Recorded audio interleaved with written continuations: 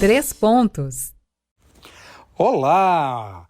Mais uma sexta-feira e sextou em Brasília, sextou na Grande Salvador.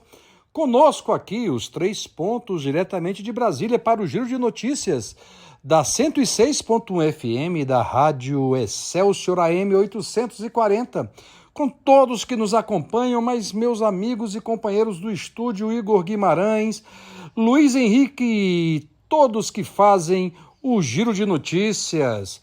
Brasília continua quente e não é o clima apenas, mas também o primeiro ponto.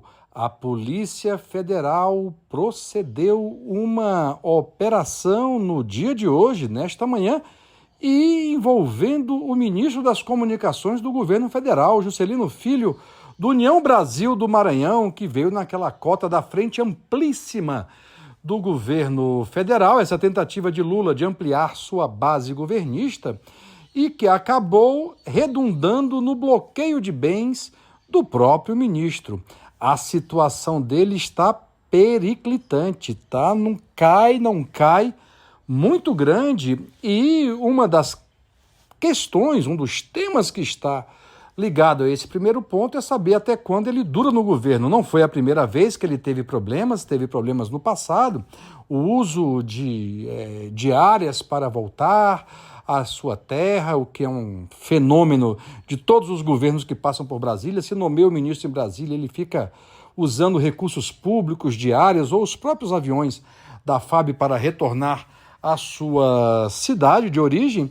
Mas, para piorar, ele agora está envolvido, ele, a família, a irmã e fornecedores que acabam colocando ele na corda bamba. O segundo ponto é a Lei de Diretrizes Orçamentárias. Atenção, Lei de Diretrizes Orçamentárias. O que é isso, Melilo?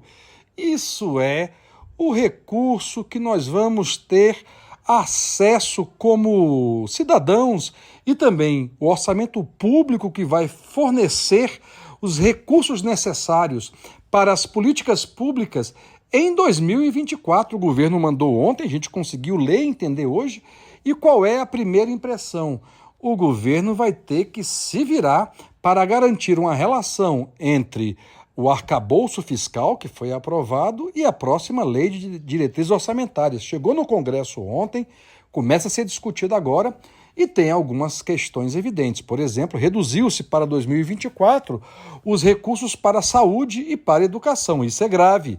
O nosso ouvinte sabe muito bem a importância de investir mais recursos em saúde e educação. Para a surpresa de ninguém, aumentou recursos para as emendas dos parlamentares.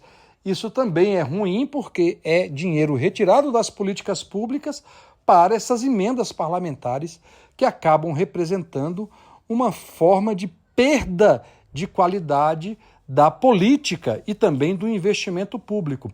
O Brasil tem um grave problema fiscal, tem um grave problema do equilíbrio das contas. E você, dono de casa, dona de casa, que sabe como é difícil gerenciar os recursos que a gente tem à disposição, no caso brasileiro é muito pior, porque, no mais das vezes, emitimos títulos da dívida, ou seja, contraímos empréstimos e vamos nos enrolando no pagamento escorchante de juros.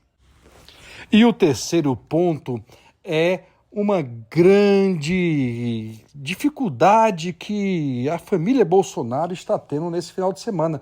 Eu sei que vocês acompanharam ontem, tanto o Cid Filho como o Cid Pai ficaram quase 9 horas na Polícia Federal. E o Frederico Assef, advogado da família Bolsonaro, também depondo nas investigações sobre as joias.